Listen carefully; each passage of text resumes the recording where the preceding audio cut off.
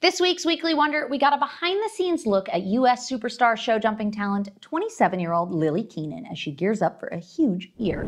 She is ranked 38th in the world currently with over 37 international wins to her name, represented the U.S. at the World Championships in Herning in 2022, and she is already shortlisted for the Paris Olympics this summer.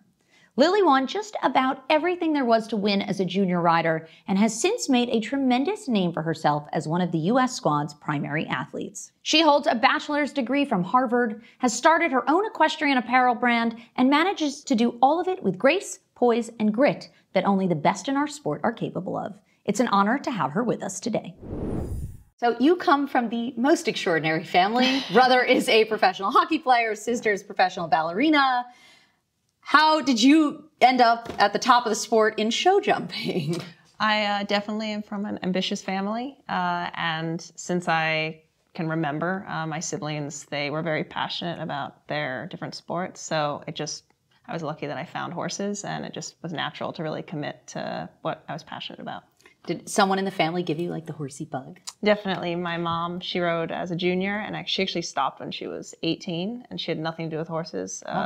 For the beginning of my life, and I got her back into it, but she definitely gave me the bug. Florida season is winding down. How important is WEF to your sort of yearly plan, especially building up for this year?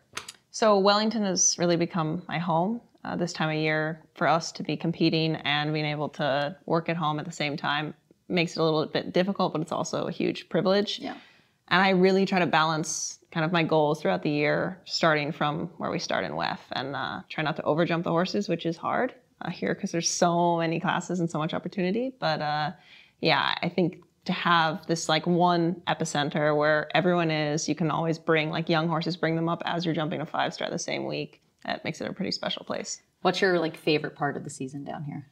Oh gosh, my favorite part of the season, honestly, is in April when it's ending and most people leave, and I feel like I've accomplished something and get ready for the summer. Well, the finale Grand Prix is coming up next week, and there's like a whole host of European riders coming down from Ocala. Does that affect strategy? I mean, how do you feel about them kind of swooping in like this? Yeah, I mean, in previous years, we remember when you had to qualify for WEF 12, and really the whole season was aiming towards that Grand Prix. And now, obviously, the rules have changed. People can show up with fresh horses. So in some ways, maybe they have an advantage. I tried to not overjump my horse. That's why I skipped Ocala this week, because I really wanted to aim towards WEF 12. So I think that it's going to be an exciting Grand Prix. Always when the competitors are their best, it just pushes you to be better. I try to take that perspective, and yeah, hopefully can come home with a big win. Yeah, for sure. All right, you are already shortlisted for the Olympic Games. What does that mean, and how does it sort of affect your strategy and how you're preparing for this big summer? Yeah, so obviously the observation events, we don't know yet which ones that I'm doing, but I kind of shape the rest of my shows around that. And of course, the goal is the Olympics, but just jumping for Team USA is something that I love to do. And right now I have a fantastic horse for that with Oregon. So really going through Wellington and trying to peak just enough, but not overjump them, and really save for the big CSIOs that are going to come June, July. Lots of big jumping to be done. Yes. Yeah. Lastly, tell us, how do you balance it all, right? You have businesses, you ride, you're getting ready for hopefully the Olympics. How do you find focus and sort of mental strength throughout it all?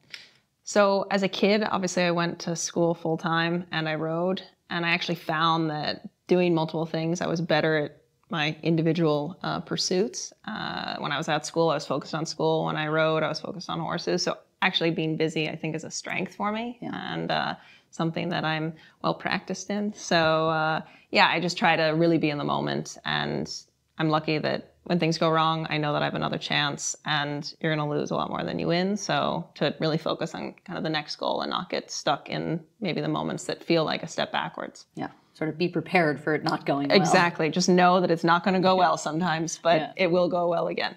What would be your top 3 tips for sort of focusing in order to keep on your goal of the Olympics? I think number 1 is planning, having a strategy and trying to stick to it. Number 2 is being flexible with that strategy. And even this season, some of my best horses, I had some injuries that I had to rework my plan. So being able to adapt to kind of the moment that you're in without just throwing the plan out the window. Yeah.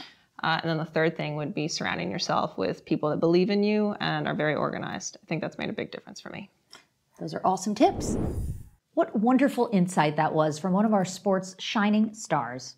It's a tough game out there, but Lillie is an inspiration to so many for her perseverance, determination, and pursuit of excellence. It's a pleasure to watch her and hear her expertise on what it takes to be at the top.